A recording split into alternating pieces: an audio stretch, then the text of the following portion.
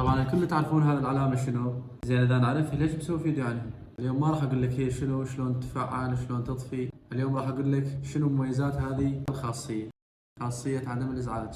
مثلا أنت مشغول وتريد تفعل هذه الخاصية بس تنسى، هذه الخاصية تقدر تحدد لها أوقات معينة هي تتفعل بشكل آلي، يعني وقت النوم أو وقت العمل وما إلى ذلك. ثاني شيء تريد تفعل هذه الخاصية بس أشخاص تريد تبقى على تواصل وياهم، شلون؟ أنا أقول لك شلون. أنا أقول لك شلون قلبي. هذا الخاصية بها إنه تقدر تحدد الأشخاص اللي تريد تبقى على تواصل وياهم من تفعلها، مجرد إنه تختارهم تخليهم بالمفضلة، تروح تضبطه على عدم الإزعاج تختار المفضلة.